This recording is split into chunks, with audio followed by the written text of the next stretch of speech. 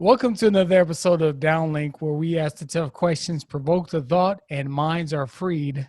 Let's get some truth.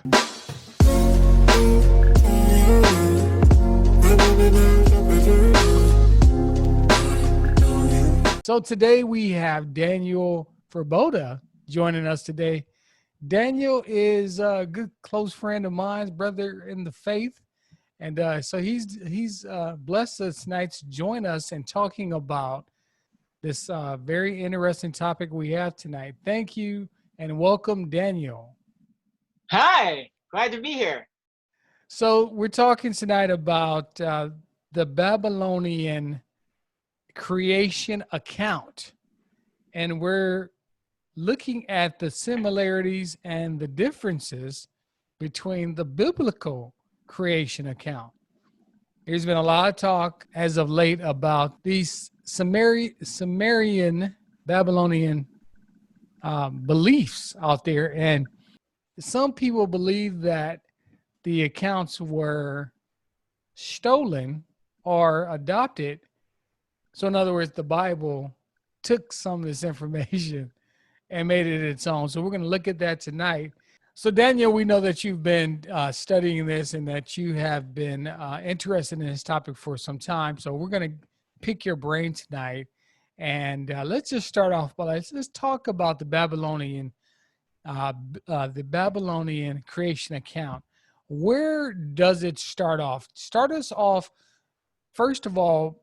Let's look at that. Where does this whole story come from? What part of the world?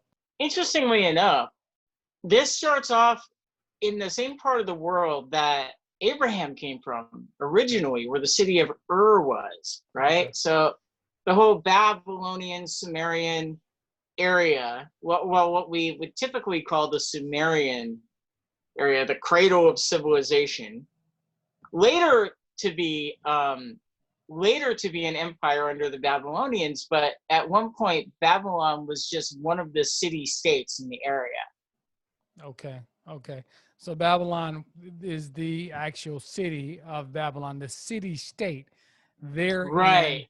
Now, this is in Mesopotamia, correct? That's correct. That's the region known as Mesopotamia, the land called by the inhabitants of the time as Sumer, right? Mm. So that's where we get Sumerians from. Okay. Now, you mentioned something interesting before we get too much into the topic of the Babylonian account. You mentioned that this was the same region that Abraham and the Israelites, Hebrew people, came out of. Is that correct? Yes, actually. Abraham came from the city of Ur, and that's where he started. That's where he left his father's house and began his long migration toward Israel. Okay, so they were neighbors at the time. And it's very interesting, but we'll get back to that later. To me, it's very interesting that you would have some people saying, well, some of the accounts from the Bible, it gets it from the Babylonian account. The Babylonian account predates the Genesis account. And so we're going to look at that. But I just thought that was interesting. These people were very close neighbors, Sumerians. And then you had Semitic people there that we know of. They're living in Mesopotamia at the same time. Talk to us about this Babylonian account. I know it's called Enuma Elish, right? The Enuma Elish. What is the Enuma Elish? Now, the Enuma Elish is interesting. It is basically their story of how they came to be established, right? Interestingly, the Enuma Elish is but one telling of what we would call the Epic of Creation, the ancient mm-hmm. Sumerian Epic of Creation. Mm-hmm.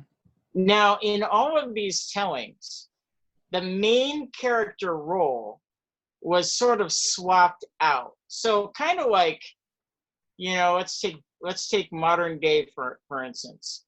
If we had a sort of monomyth in our culture about baseball, well, then here in Los Angeles, that would talk about the Dodgers. Or where I'm from, in Anaheim, we would talk about the Angels. Right. You know, different cities would have different teams. Well, very much the same. The same could be said of ancient Sumeria, whereas in different cities had different what we would call patron gods, right? Different emblems for the hero role. So in Babylon, their god was Marduk, their sort of patron god from the pantheon. Now, this is interesting because most scholars believe that the role of the quote unquote, you know, hero of the story was originally held by a character called Enki. Okay. And this is going to become really interesting as we get further into the story. Before you get ahead of that, I wanna just because that's some really good stuff we're about to get into. Before we get into that, but you mentioned that these different city states. See, most people think that when you think city states, you think Egypt, you think Greece, Rome, these places, but really, city states actually began in Shinar or Mesopotamia, Sumeria, in those areas. You had different cities that governed themselves, right? That they called city states. So that's what you mean by there was some in Babylon, for example. You had Ashur right there. You had the city of Arud, and so these different city states actually had their own god, but these gods were connected. They were part of the same family, coming from this Enuma Elish account or Babylonian creation account, the Epic of Creation. Right, So, right. Now, okay. it is interesting because, as you said, there's a whole family of them. There's what we would call a pantheon of gods, and so each locality had their own particular one that they would claim as to be for their location, and so they would slot that character into the story. And you know, there are numerous fragments Mm-hmm. that have survived of this telling. The most complete, so far as I know, that we have access to is the Babylonian version, which is why we see Marduk slotted into that hero role in All a right. way that in different places it's somebody else. So when we look at Marduk, because it seems like he is the most popular of all the gods. Okay. Maybe In Babylon for sure. absolutely. But when you look at the historical accounts, they always go to the Babylonian first. And it seems like that one stands up more than others. But let's talk about, regardless if Marduk is the man or if Enki's the man, let's talk about the story. Let's look at the story Sure. itself, Yeah. because many of the people that's watching right now, we're familiar to a certain degree about the Genesis account, but we want to look at the Babylonian account and how that whole thing came to be. So talk to us about what who was God in the beginning. I know in Genesis you have Yahweh or Yahweh Elohim was there in the beginning, right? Right. That's correct. In the Babylonian account, who is God, right? Who's his God above all gods, or who's his God above everything? Well, it's interesting because we have a god and another god who's his wife, and that is Epsu is the male, and Tiamat is the female. And initially, they're the two who get this whole thing started. Okay, so they're a married couple, from how I understand it. Epsu and Tiamat. That's So right. They're so referred to as mates, you know. okay. Now, when I was reading the Enuma Elish, and I'm nowhere near an expert, but as I was reading it, I noticed that there were other gods there along with them as well, but they were lower than Apsu and Tiamat. Again, father and mother, I guess you could call them, or husband and wife. These were the gods that were in control. What happened to Apsu and Tiamat? Well, it's interesting you should bring that up because, yeah, it's almost like if you begin a story about a family and you start with the family and then you can branch out into other people in the neighborhood. Now, we're not told where Apsu and Tiamat came from, nor are we told, were they the first to pop into being, or were they just the first of their kind to come to create a world? We don't really know. They're just the first mentioned, right? So Apsu and Tiamat had children, like just about everybody else at the time. And so their children, like everybody else's, wanted to party, wanted to have fun. They were loud. They were banging their tunes on the stereo all night long. Okay. Now, this really ticked off Apsu.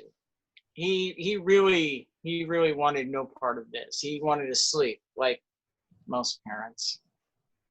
But anyway, his brilliant godlike solution, lowercase, was to just take his children and wipe them all out. Okay.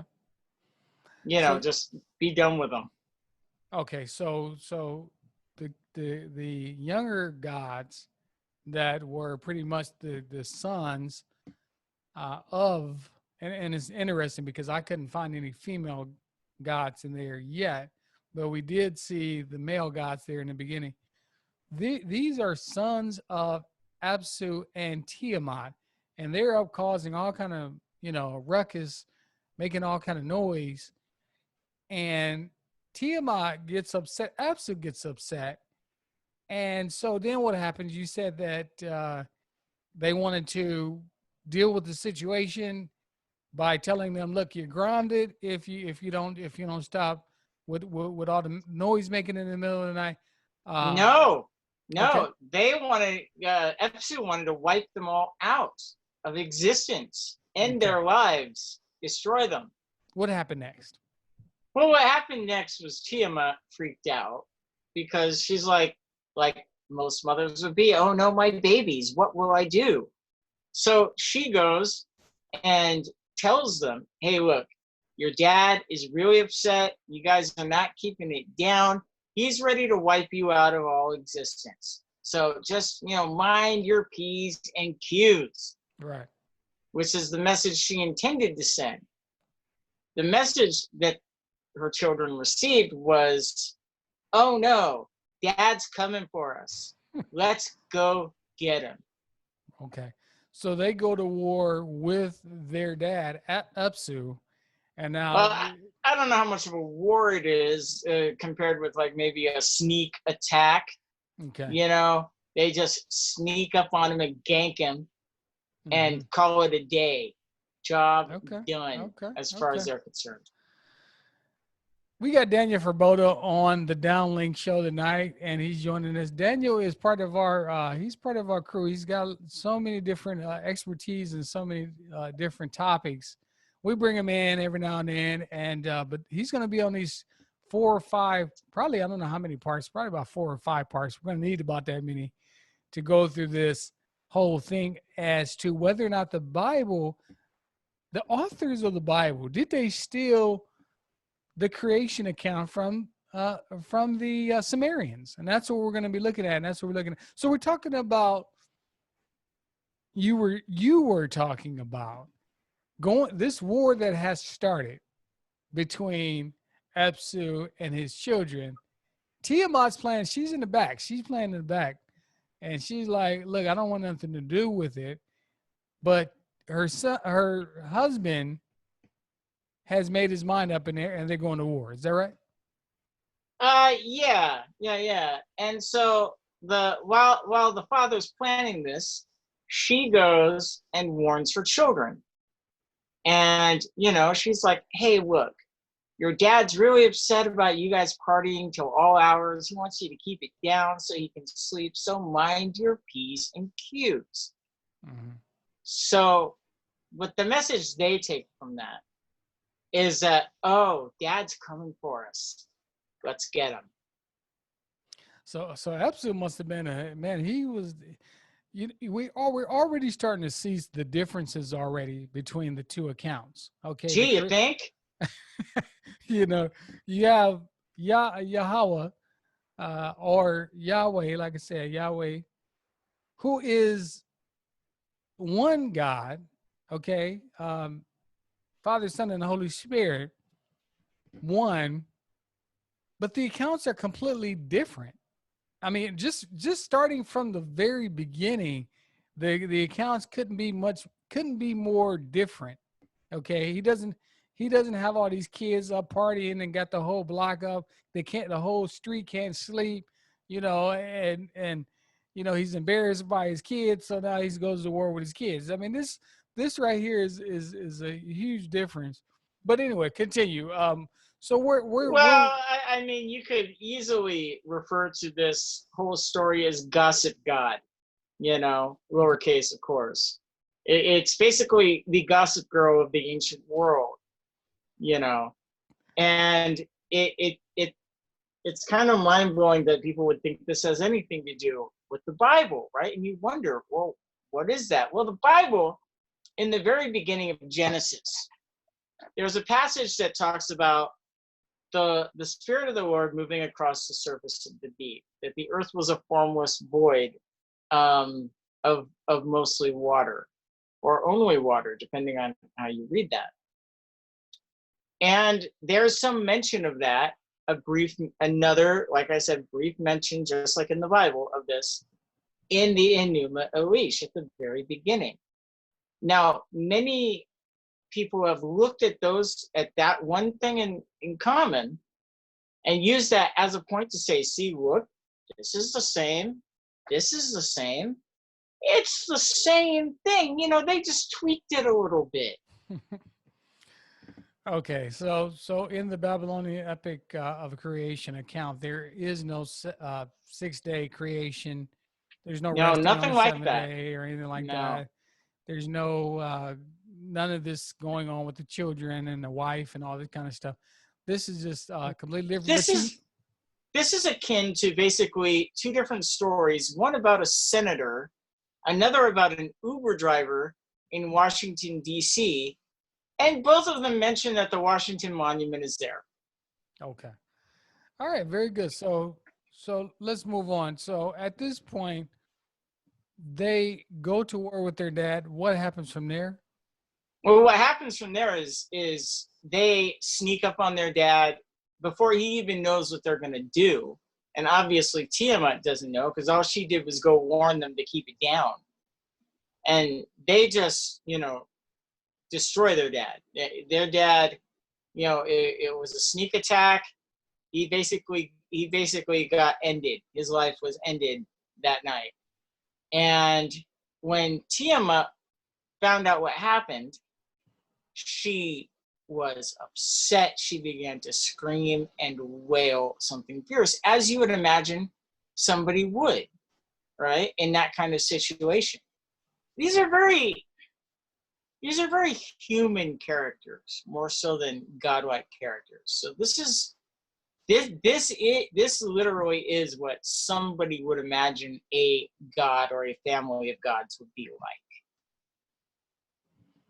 Yeah, and as I was reading it got really graphic about how they killed their dad and how they ripped his arms off the sinews and completely off his body. And I mean, it was really got pretty graphic on. It's pretty brutal, yeah. Yeah. So now Tiamat is very upset. She's ready to go to war. Is that correct? Yeah, well, when she finds out what happens, she's like, well, maybe he was right, and these children need to be wiped out. So she decides, well, you know what? I warned them. Instead of heeding my warning so we could all be one big happy family, they go and do this to their father, my mate, who I now no longer have. No. That's the end for these children.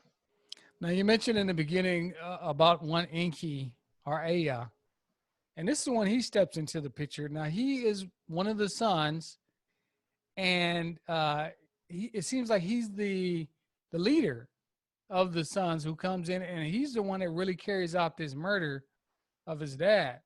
And Right. so yeah, he's known as Enki, or also Ea, Ea.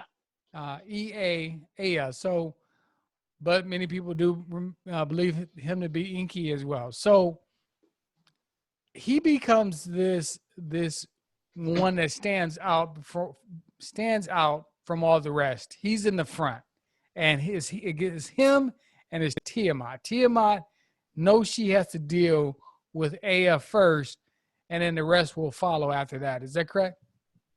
Well, yeah, and it's like he knows he's got to deal with her too. Now, the way the story is told, and like I said, there are many scholars who will tell you that Enki was the guy all the way through, and others will tell you that, well, according to all these accounts, it's somebody else, depending on the city-state that you find your copy of this tale in. Now, in Babylon, that's Marduk, and since that is the copy that has survived the most completely and the one that's had the most study, that's sort of the route that we'll be going here. What happens is, according to the story, Enki goes to get his mom now because she's had it, and so he's like, well, might as well wipe mom out too. But he fears that she's too powerful for him, and so he goes back to get somebody else to help. Now, this is, like I said, where it kind of becomes a bit of a choose your own adventure, because depending on where you are, it's somebody else who steps up to do this part. Now, in Babylon, that was Marduk, of course. So Marduk decides he's going to arm himself and go after grandma. For him, it's grandma, you know. And he does, and he succeeds in this battle. And the tale tells about how the earth is created from, you know, a part of Tiamat. The sky is created from another part of Tiamat. Her eyes become the Tigris and Euphrates rivers, you know. Let's look at Marduk. Okay, Marduk is the patron god of Babylon. Right. Marduk is the son of Enki. He's, according to the Babylonian Epic account, he is the son of Ea, which again is Enki. Correct. And Ahab doesn't believe that he can defeat Tiamat on his own. Is that correct? And so what is he? Yes, that's how the story is told. So is that how Marduk comes on the scene? Marduk steps forward and volunteers and says, I'll do it. Send me. I'll take care of it. Okay. And so, yeah. And so he's armed and sent off to go and take care of Tiamat, which, like I said, he does. He takes care of Tiamat and uses her body to make the world from. Okay. So Tiamat, he actually kills. Marduk is the champion here. He becomes the champion god in the Babylonian account. He is the champion god. He has defeated Tiamat. Tiamat's now, she forms her tears as she's defeated. And again, her death is very graphic as well on how she was killed. But as she was killed, her tears flowed so much, according to the tradition. This is where the Tigris and the Euphrates rivers come from. So again, going back to Mesopotamia, these are people who believe this, and Mesopotamia actually means the land between two rivers. These two rivers, according to those people who believe this account, came from Tiamat and her tears as she was killed.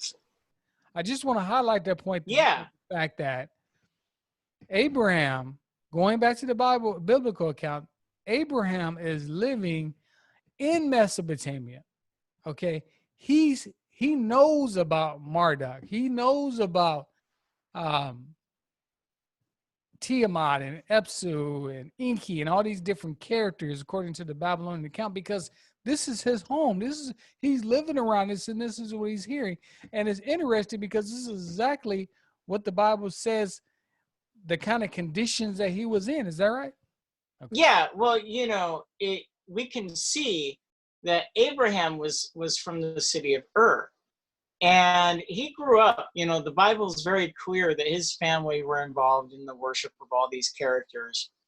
And so he grew up knowing these stories, right?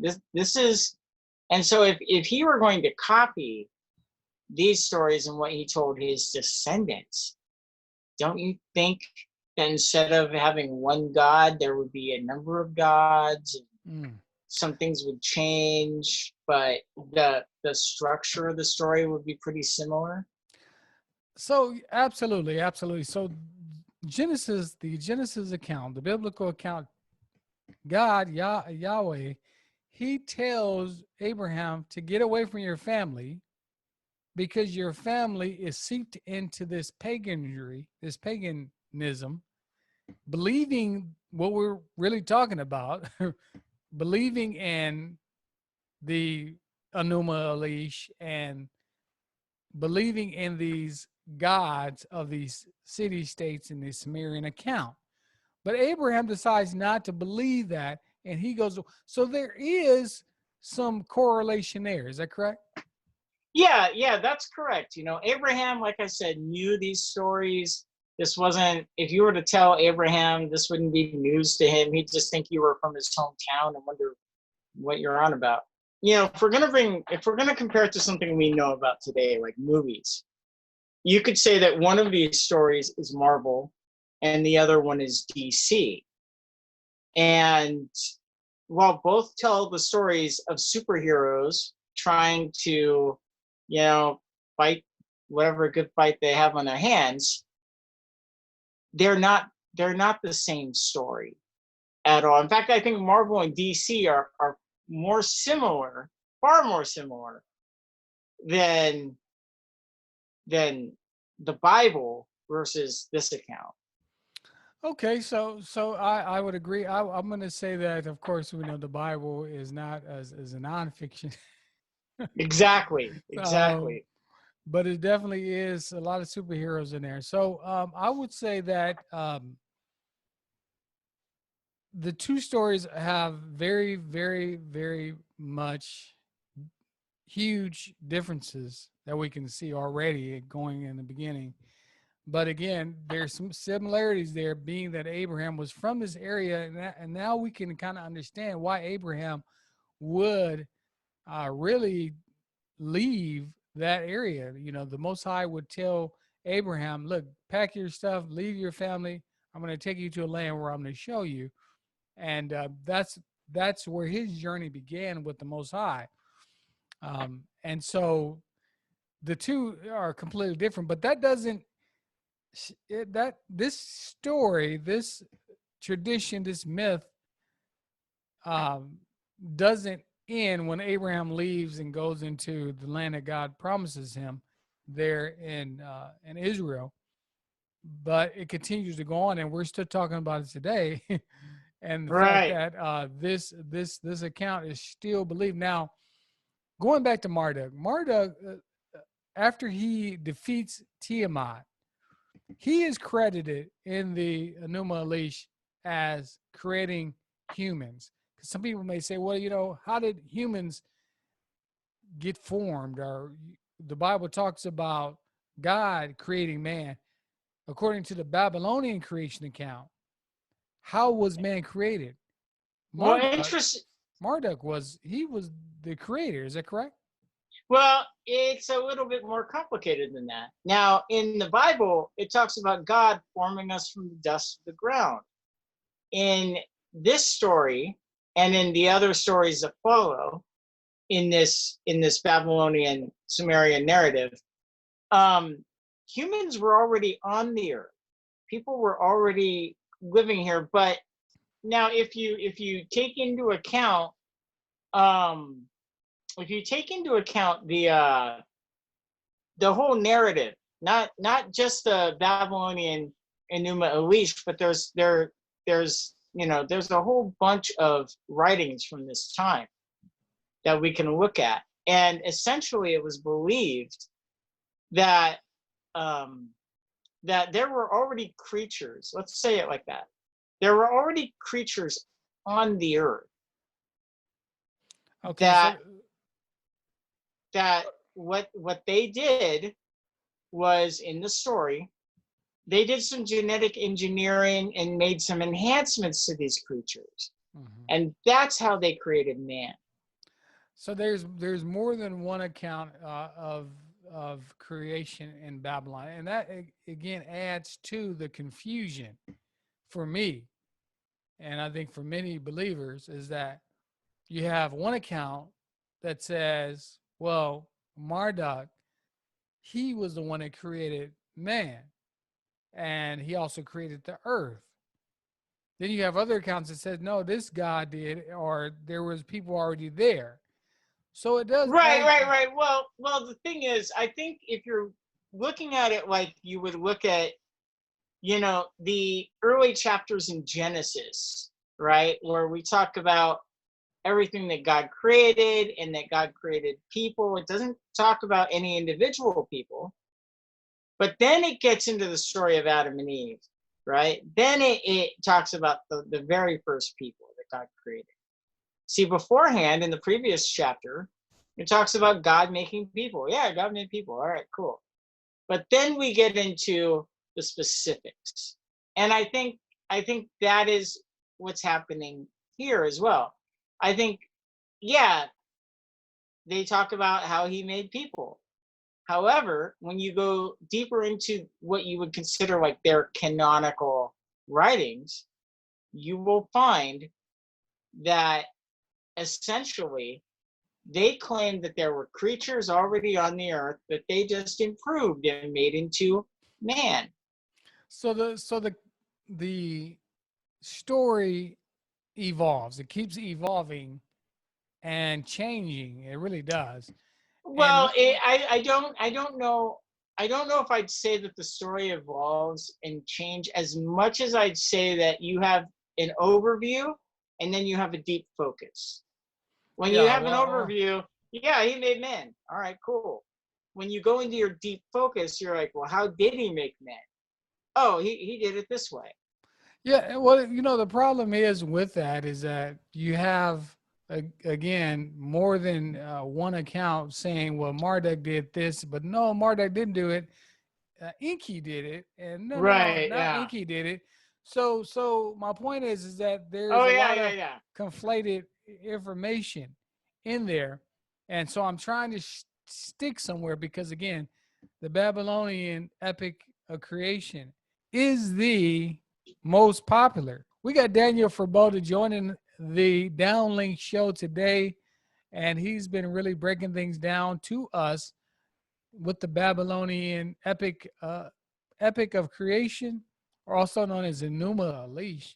So when you start looking at the writings that people, as technology has evolved, we're looking at cuneiform. So talk to us a little bit about, now that we can understand cuneiform, what has that told us about the Epic of Creation? Interestingly, there were always problems with translating this. People always hit roadblocks translating this story and the other stories that surround it.